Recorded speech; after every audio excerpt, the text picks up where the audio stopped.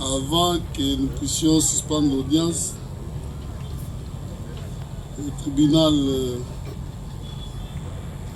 qui avait certains devoirs à accomplir, il était question que le greffier assigne le colonel Minimbu Lutonadio, commandant du camp, Campem Nikonga.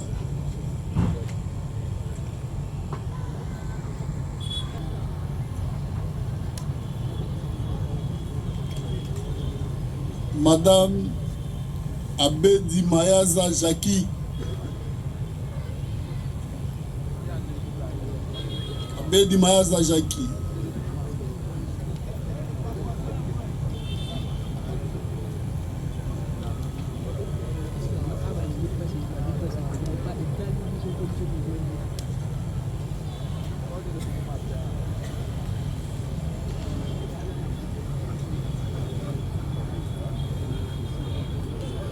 Voilà.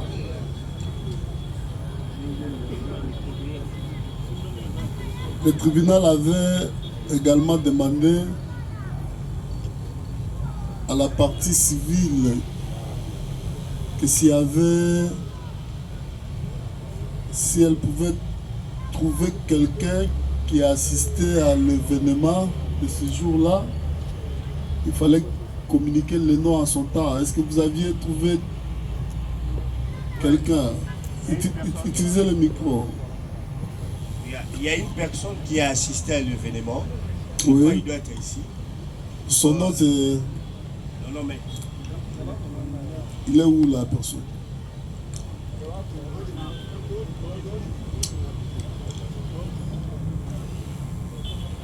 Il a assisté et puis c'est lui qui a aidé même le dauphin, évacuation du dauphin à l'hôpital.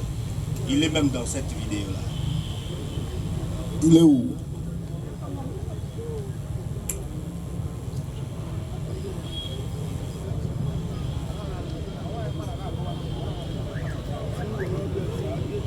Je crois dans 2 ou 3 minutes il sera là.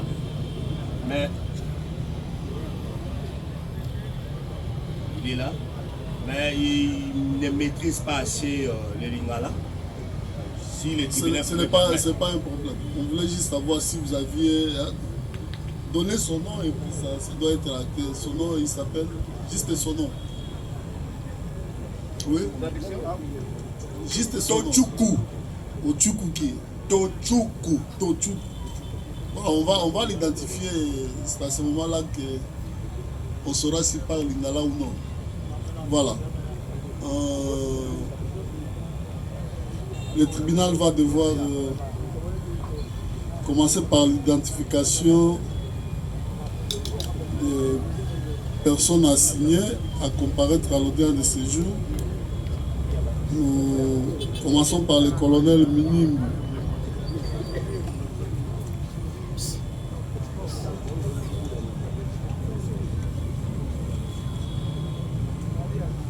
Vous avez parlé en quelle langue? Je vais parler en lingala pour la bonne audition de tout le monde. Utilisez le micro. Hein?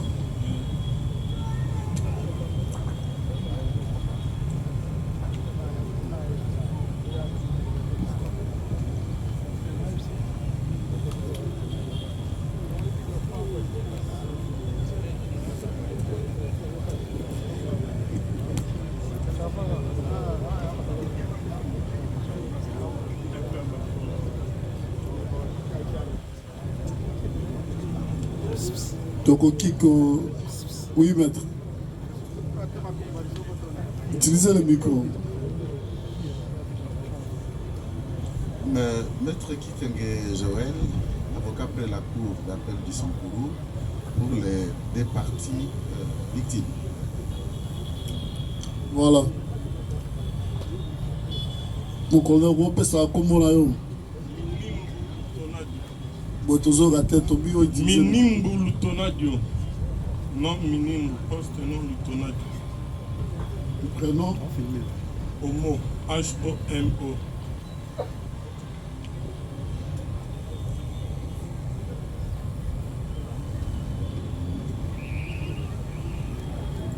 Botano Api? La Kinshasa. Date? Le 4 novembre 67.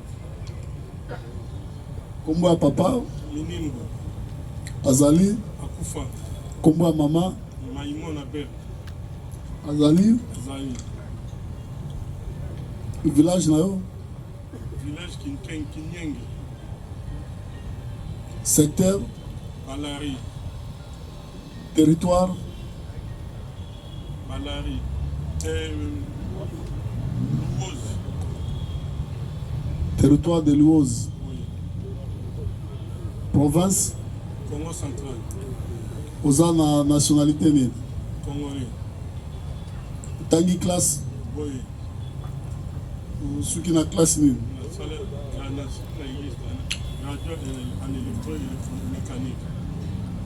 Graduat en électro mécanique na université to institut supérieur nini? Na mbula nini? 86, non, 2006, osala mosala nini? naza militaire, grade na yo? colonel, unité na yo? état-major général, fonction na yo? commandant Campin Mikonga,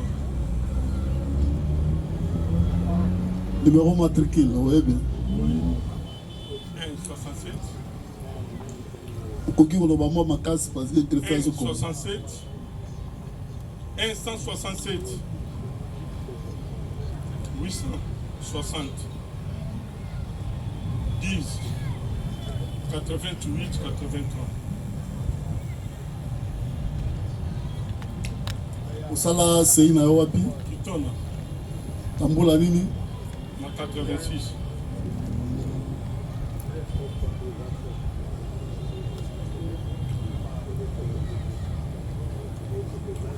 osala étude militaire, osala na brevet militaire. Oui, na sala FCC 8, CMO, et Semba,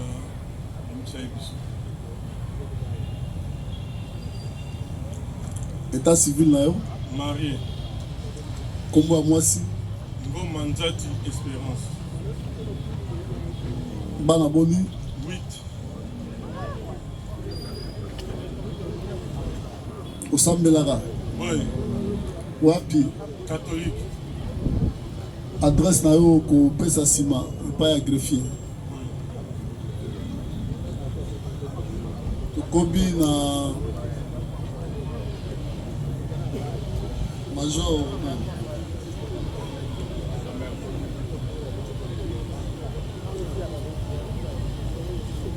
Zamerba présent, wana mnaoni Lingala,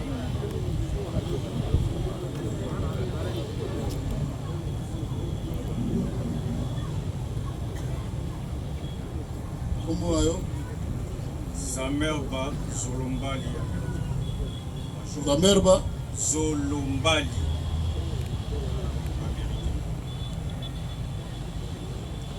obotami wapi? Banzangungu, le 11 décembre 75. Kombo ya papa na yo? Baramoto, olobi? Baramoto, azali? azali? Azade, kombo ya mama na yo? Mikala, azali? Azali, village na yo? Kata, nini? Kata, secteur? Yakoma, territoire? Yakoma, province na yo? Nord-Ubangi, oza na nationalité nini? Congolaise, otangi classe oui, oui. soki na classe nini? Ça, association en droit, licencié en droit, ya université nini? au IPC, olobi? Université protestante au Congo, na mbula nini? 2007,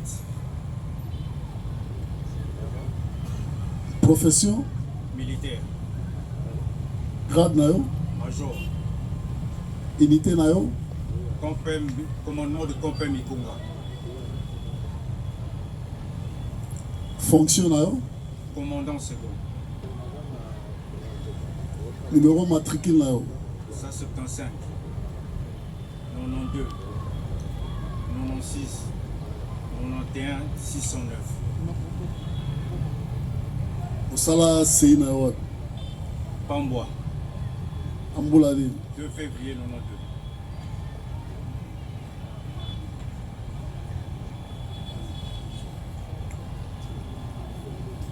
Oyekola classe ya mosala soda. Oui. Oza na brevet nini?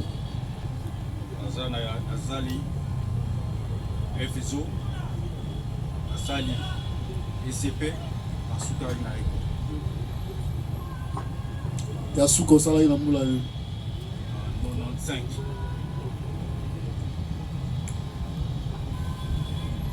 Mobala Azana mwasi minana bai.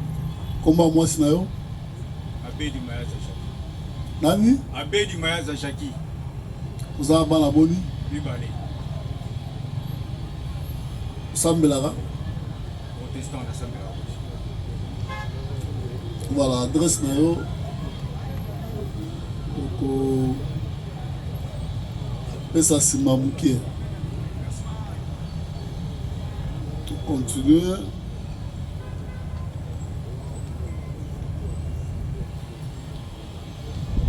Abedi.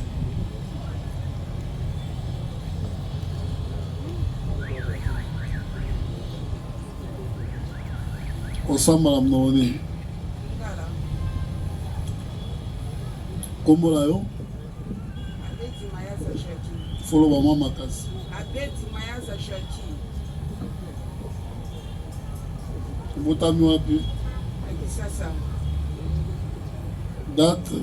Le 8 août 1984. Kombo ya papa na yo? Abedi Azali?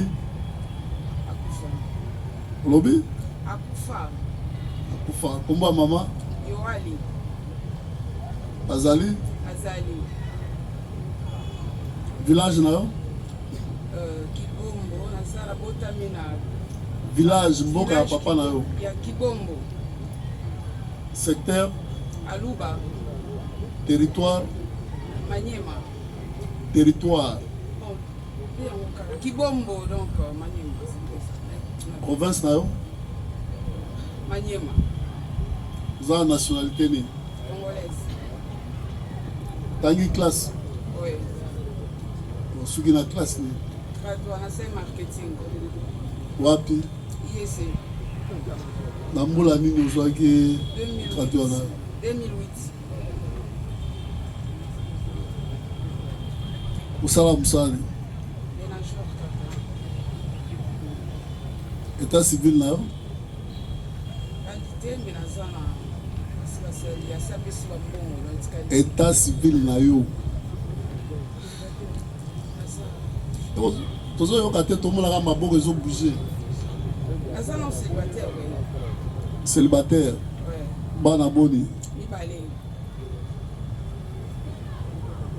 Osambelaka? Ouais. Wapi? Ministère Amen. Olobi? Ministère Amen na protestant na ministère église à ministère Amen. Ah, ok. Oui.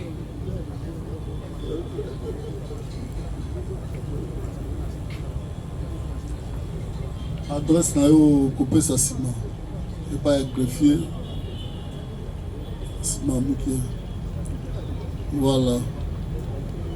Il y a un souci?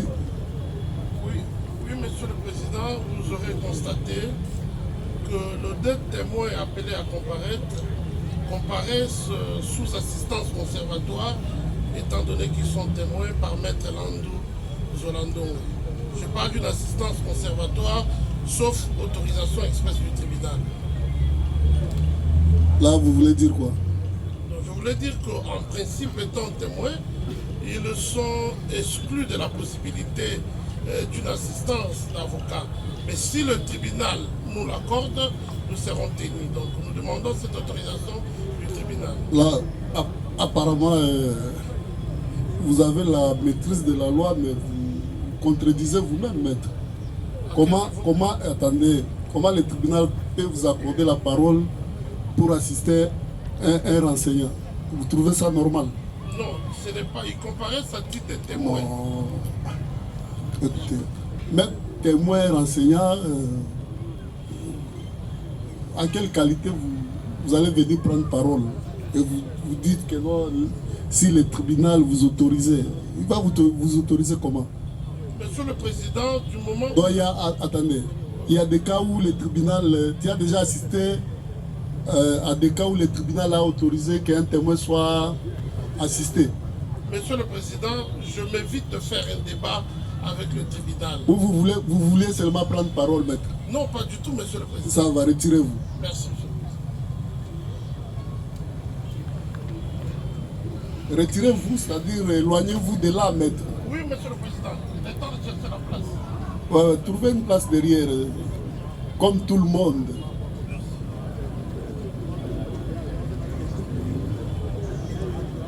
Il y a un souci. Rapidement. Merci, votre honneur, pour la parole accordée. C'est une demande que nous soumettons au tribunal, qu'il plaise au tribunal à ce que le tribunal demande à Madame Jackie si c'est réellement c'est elle. Non, Elle prie, s'il vous plaît. Je sais pourquoi je le dis. Attendez, maître. On arrivera dans tout ça. Elle va prendre parole. C'est-à-dire, nous allons d'abord demander à tous ces gens-là, nous allons les isoler et nous allons appeler un après l'autre.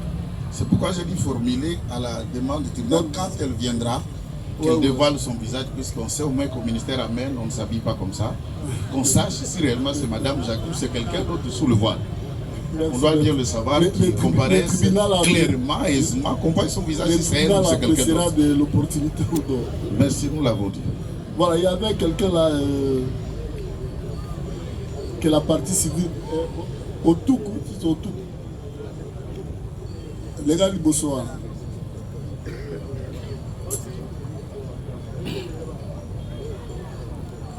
Tombole la micro wana. Owolo balam noni monsieur.